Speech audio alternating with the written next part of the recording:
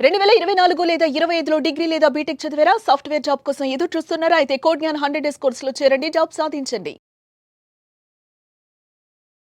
Hello, welcome to Suman TV. నేను మీ Roshan. So గత 24 గంటల నుంచి చూస్తూనే ఉన్నాము. మంగ్లీకి సంబంధించిన చాలా వరకు వీడియోలన్నీ వైరల్ అవుతున్నాయి. ఇప్పటి వరకు మంగ్లీ ఒక మంచి సింగర్గా, ఒక మంచి ఫోక్ సింగర్గా, ఒక మంచి సింగర్గా మాత్రమే మనందరికి పరిచయం. అలానే చాలా ప్రశంసలు కూడా పొందారు.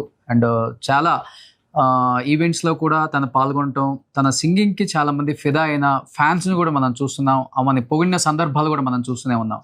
బట్ ఈ మధ్యకాలంలో సెలబ్రిటీస్ తప్పు చేసినా చేయకపోయినా, తప్పు జరిగిన ప్లేస్లో వాళ్ళైతే ఉంటే డెఫినెట్గా వాళ్ళని తప్పు చేసిన వారి కిందే భావిస్తున్నారు. అలానే ట్రీట్ చేస్తుంది ఈ సమాజం అనేది ఒక అపోహ అని చెప్పుకోవచ్చు చెప్పాలంటే.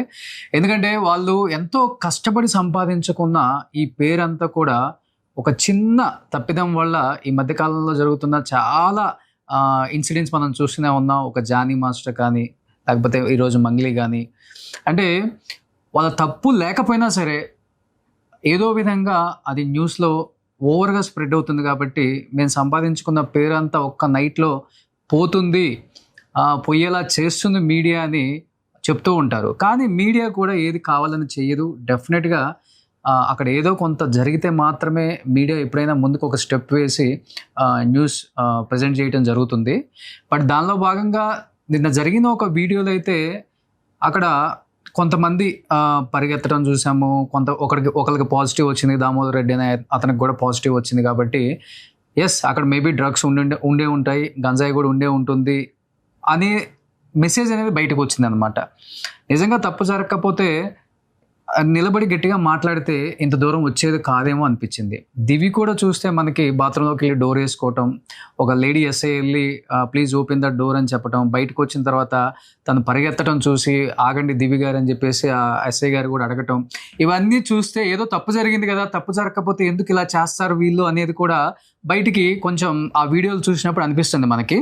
బట్ ఈ అంశం మీద మనతో స్పందించడానికి స్వయంగా మంగ్లీ గారు లైవ్లోకి రావడానికి సిద్ధంగా ఉన్నారు. ఆమె నిన్ను అడిగినప్పుడు ఆమె చెప్పారు క్లియర్గా, నాకు తెలియక నేను పర్మిషన్ తీసుకోలేదు, లేకపోతే ఇలా జరుగుతుందని నాకు తెలియదని కూడా కొంత తన బాధని చెప్పారనమాట.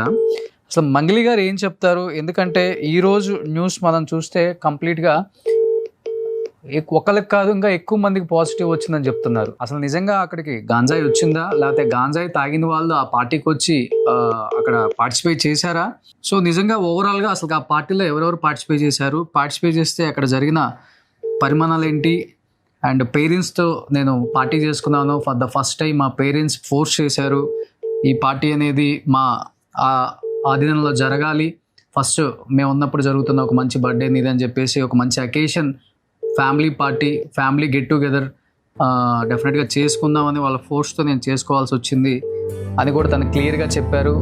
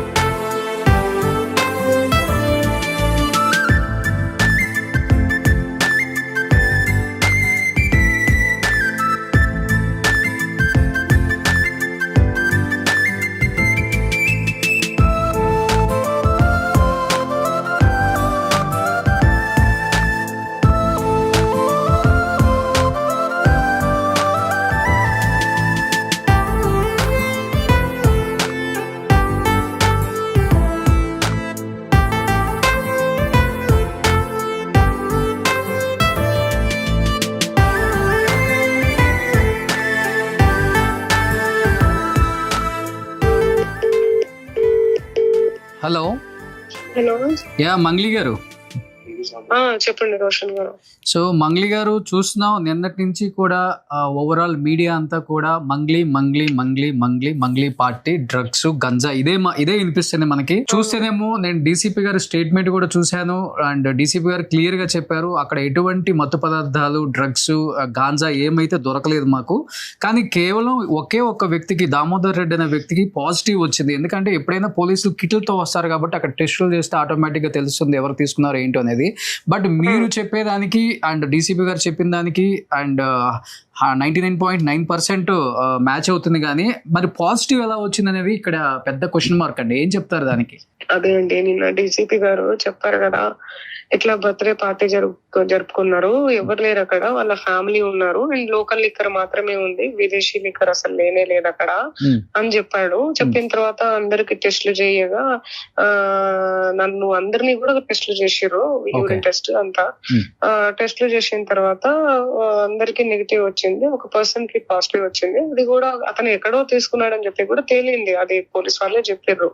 ఎప్పుడో 1 week 10 days బ్యాక్ తీసుకున్నట్టు, ఎక్కడో ఏదో పార్టీలో తీసుకున్నట్టు. అయితే అది ఎక్కడో తీసుకున్న దానికి అది మన మీద రుద్దడం, మన పార్టీలో ఊహించగలుగుతామా మనం ఇలా అంతా జరుగుతుందని మనకు తెలియదు కదా.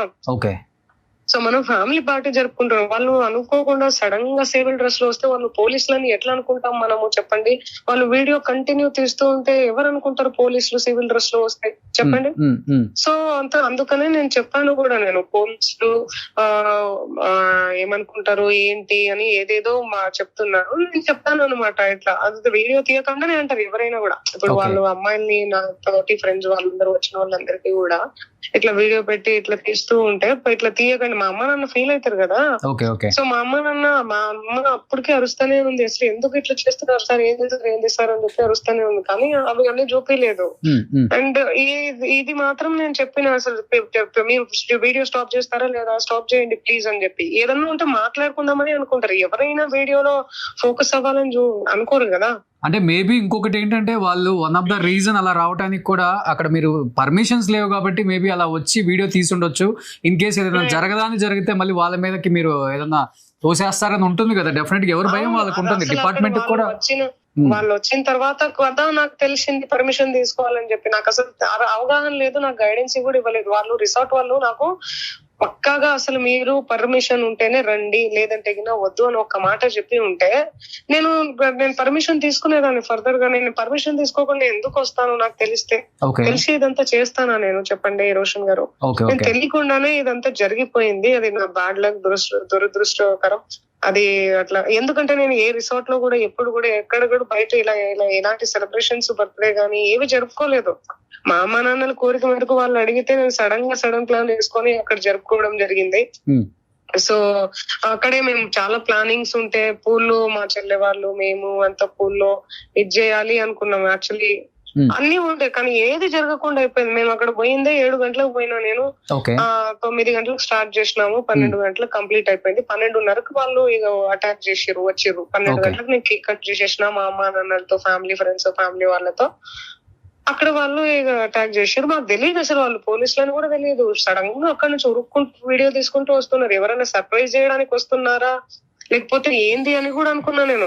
వీడియో తీసుకుంటూ ఇట్లా సర్ప్రైజ్ చేస్తుర్రేమో అసలు అని చెప్పి మనకు తెలియదు కదా. సో వర్షంలో అసలు అక్కడ నిల్చొని వర్షంలోనే మాట్లాడుతూ ఉంటే అక్కడ నేను ఇటు రండి సార్, ఇటు మాట్లాడదాం రండి, వర్షంలో ఎందుకు మాట్లాడుతున్నారు సార్, రండి, ఏం తప్పు చేయట్లేదు, మేము తప్పు చేయలేదు కదా అని కూడా నేను మొత్తుకోవడం జరిగింది, మాట్లాడడం జరిగింది.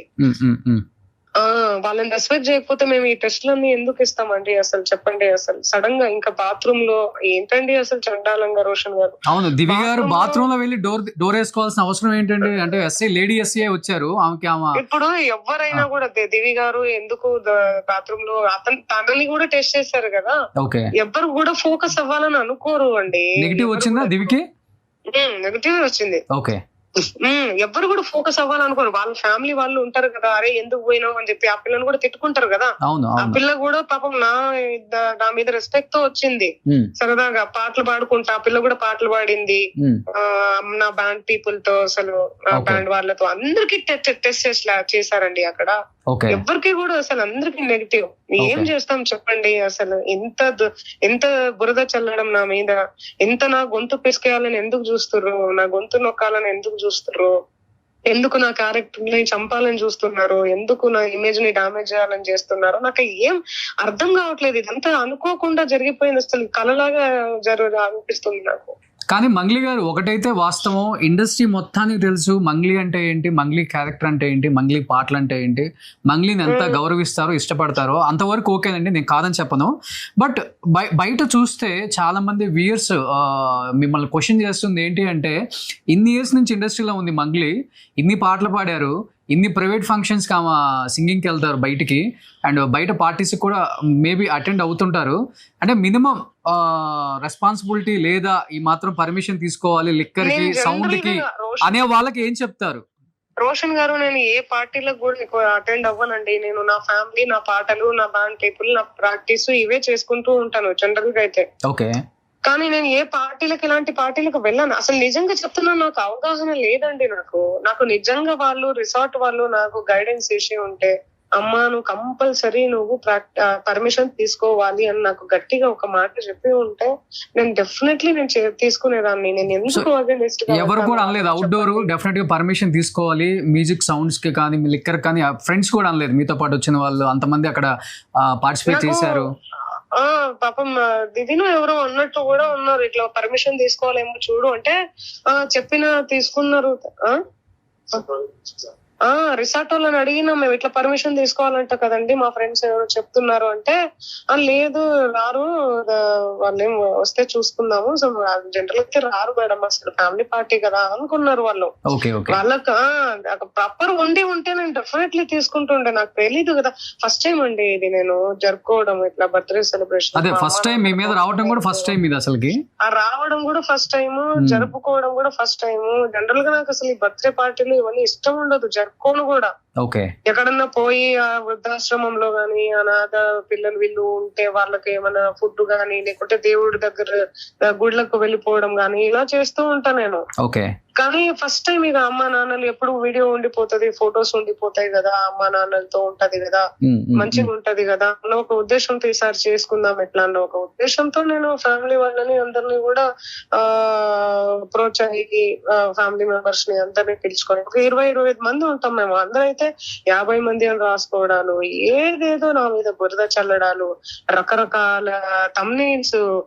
అక్కడ డీసీపీ చెప్పింది ఒకటైతే ఆయన క్లియర్ గా చెప్పాడు కూడా, అక్కడ ఏం దొరకలేదు అక్కడ అని చెప్పి. ఏదన్నా దొరికి ఉంటే మీరు ఏం వేసుకున్నా కూడా పర్వాలేదు, అవును అక్కడ దొరకలేదు. ఇది కూడా దొరకలేదు.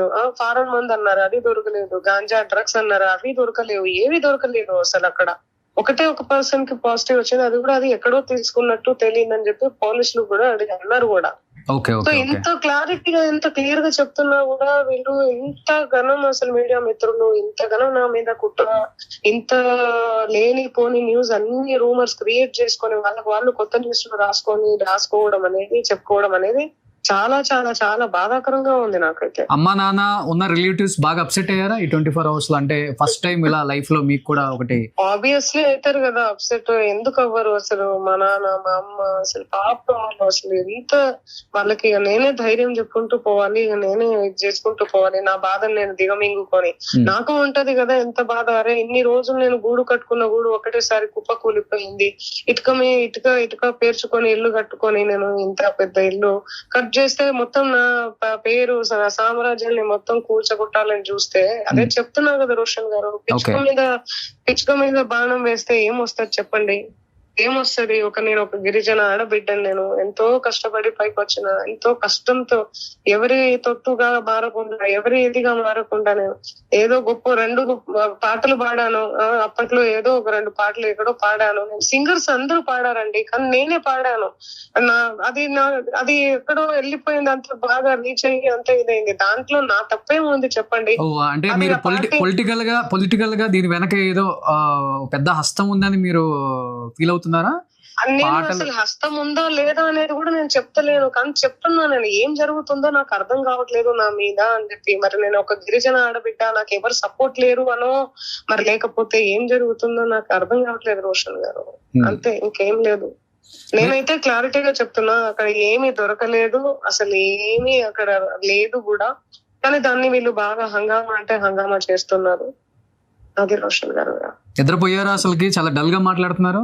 ఎక్కడ ఫోన్ కాల్స్ అవి ఇవి ఉంటాయి కదండి. అయ్యా సడన్ గా ఇలాంటిది వస్తే ఎలా నిద్ర పడతాడండి చెప్పండి అసలు. అంటే ఏందబ్బా అసలు ఇది డ్రగ్స్, రకరకాల తమ్నేల్స్ అండి బాబోయ్, రకరకాల తమ్నేల్స్ అండి. ఏం తమ్నేల్స్ అండి అవన్నీ చూస్తే? ఏమనుకుంటారు ప్రజలు, జనాలు అందరూ, నన్ను ఇష్టపడే జనాలు. మంగ్లీ అంటే ఒక స్పిరిచువల్స్ ఇమేజ్ ఉంది, మంగ్లీ అంటే ఒక ట్రెడిషనల్ ఇమేజ్ ఉంది. ఆ ఇమేజ్ ని డామేజ్ చేయడం అసలు ఏమనుకుంటారు? పాపం ఇన్నోసెంట్ ప్రజలందరూ, జనాలు ఏమనుకుంటారు వాళ్ళు? అరే ఏంది అసలు ఇట్లనా అనుకోరా అసలు వాళ్ళు ఎప్పుడు కూడా. అసలు మంగ్లీ అంటే స్పిరిచువల్, మంగ్లీ అమ్మ ఎంత బాగా పాటలు పాడతావు, మా శివుడు పాటలు గాని, అమ్మవారి పాటలు గాని, ట్రెడిషనల్ పాటలు గాని, మన ట్రెడిషనల్ ఫెస్టివల్ పాటలు గాని అంటూ ఉంటారు. ఇటు అవి చేసుకుంటూ నా ఇండిపెండెంట్ సాంగ్స్, ఇటు సినిమా సాంగ్స్ అన్ని నా కష్టార్జితం ఏదో నేను పడుకుంటూ పోతున్నానండి. నేను ఎక్కడ కూడా నేను ఎవరికి భజన చేసి కూడా నేను బతుకుతలేను. నేను నా కష్టార్జితం మీదనే పాటలు పడుతూ నేను పాడుతూ నేను వెళ్తున్నాను ముందుకి. దాన్ని కూడా వీళ్ళు గొంతు నొక్కేయాలని, నన్ను చంపేయాలని, నా క్యారెక్టర్ ని ఎందుకు నా మీద బురద చల్లుతున్నారో నాకు అర్థం కావట్లేదు. దట్టు డీసీపీ గారు చెప్పినప్పుడు కూడా దాన్ని అసలు పక్కగా అసలు వదిలేశారు. అసలు డీసీపీ గారు చెప్పింది కూడా వదిలేశారు. నేను చూశాను, డీసీపీ గారు స్టేట్మెంట్ కూడా విన్నాను, 1-2 సార్లు విన్నాను. క్లియర్ గా అక్కడ ఎటువంటి మత్తు పదార్థాలు దొరకలేదని క్లియర్ గా చెప్పారు ఆయన. బట్ ఒకటైతే చెప్పగలను మంగ్లీ గారు, ధైర్యంగా ఉండండి. ఇలాంటి టైంలోనే మీరు చాలా స్ట్రాంగ్ గా ఉండాలి. ఎందుకంటే ఇండస్ట్రీకి తెలుసు మీరేంటో, సౌత్ ఇండస్ట్రీ మొత్తానికి తెలుసు. అన్ని లాంగ్వేజెస్ లో ది బెస్ట్ హిట్ సాంగ్స్ పాడారు ప్రతి హీరోకి, ప్రతి మ్యూజిక్ డైరెక్టర్కి. అండ్ ఎస్పెషల్లీ ఆడియన్స్కి తెలుసు మంగ్లీ ఏంటో, మంగ్లీ క్యారెక్టర్ ఏంటో, మంగ్లీ ఎలా ఉంటారో. మంగ్లీ ఎటువంటి ప్రైవేట్ పార్టీస్కి కూడా రారని అందరికీ తెలుసు.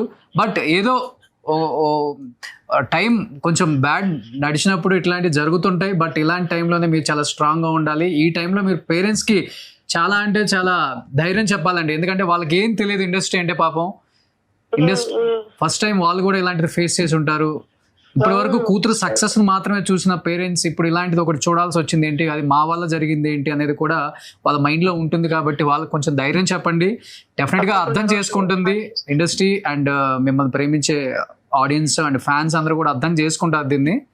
థ్యాంక్ యూ రోషన్ గారు, థ్యాంక్ యూ సో మచ్. ఒక్కటే, నేను ఏదైతే వాస్తవం జరిగిందో వాస్తవాలు మాత్రమే చూపించాలి, కానీ ఇలాగా పిచ్చి పిచ్చిగా నా మీద వార్తలు రాసుకోవడం చాలా బాధాకరంగా ఉంది. అదైతే చెప్పగలుగుతా నేను. అంతే. థ్యాంక్ యూ రోషన్ గారు. సో థ్యాంక్ యూ మంగ్లీ గారు, లైవ్ లోకి జాయిన్ అయినందుకు థ్యాంక్ యూ సో మచ్.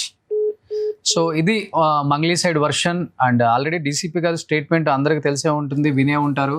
ఎటువంటి తప్పు జరగకుండానే నా మీద ఇన్ని రకాల న్యూస్లు స్ప్రెడ్ చేస్తున్నారు. చాలా చాలా బాధగా ఉంది. ఒక గిరిజన బిడ్డని ఎంతో కష్టపడి ఇండస్ట్రీకి వచ్చి ఎవరి సపోర్ట్ లేకుండా ఇన్ని సూపర్ డూపర్ హిట్ సాంగ్స్ పాడి, మంగ్లీ అంటే ఈరోజు బయట ఒక రోల్ మోడల్గా తీసుకుంటారు, ఇన్స్పిరేషన్గా తీసుకుంటారు. అలాంటి ఒక లేడీని పట్టుకొని ఈ విధంగా నన్ను మాట్లాడుతున్నారు అనే బాధ అయితే తను క్లియర్గా చెప్తున్నారు, అర్థమవుతుంది మనకు కూడా. బట్ డెఫినెట్గా నిజాలు పోలీసులు అదుపులో ఉన్నాయి కాబట్టి వాళ్ళు క్లియర్గా మనకు కూడా ఇచ్చిన తర్వాత వాటి గురించి మాట్లాడదాం. అండ్ తనే క్లియర్గా చెప్తున్నారు, ఒకరికైతే పాజిటివ్ వచ్చింది, ఆయన వేరే చోట తీసుకుని ఉంటారు. మేబీ ఇప్పుడు ఫ్రెండ్స్ అన్నాక చాలామంది ఫ్రెండ్స్ ఉంటారు ఇండస్ట్రీలో, ఎస్పెషల్లీ అన్ని రకాల ఫ్రెండ్స్ ఉంటారు. కాబట్టి ఎవరు ఎలాంటి రూట్స్లో వెళ్తారో మనకు కూడా తెలియదు. ఇండస్ట్రీ అన్నాక ఈ రంగుల ప్రపంచంలో అన్ని రకాల ఫ్రెండ్స్ ఉంటారు. కాబట్టి ఏదన్నా అక్కడి నుంచి జరిగిన తప్పిదం ఏదన్నా ఉంటే అతనికి పాజిటివ్ వస్తే అది మా తప్పు కాదు కదా, దాన్ని పట్టుకొని ఓవరాల్ మొత్తం అక్కడున్న ఈవెంట్ని మొత్తం కూడా పాడు చేసేసి, చాలా ఇబ్బంది చేసేసి, వీడియోలు తీసేసి రకరకాలుగా స్ప్రెడ్ చేస్తున్నారు. సో ఇది మాత్రం తగ్గించండి, నిజంగా చాలా బాధగా ఉంది అని చెప్పి తను చాలా చాలా ఎమోషనల్గా చెప్తున్నారు. కాబట్టి సో ముందు చూద్దాం. ఇంకా పోలీసులు అదుపులో కొంతమంది ఉన్నారు కాబట్టి ఏం జరుగుతుందో, ఎలాంటి ఆధారాలతో మనకి బయటికి స్టేట్మెంట్స్ వచ్చిన తర్వాత మాట్లాడదాం. So thank you so much. Suman టీవీలో మీ పర్సనల్ అండ్ బిజినెస్ ప్రమోషన్స్ కోసం కింది నెంబర్కి కాంటాక్ట్ చేయండి.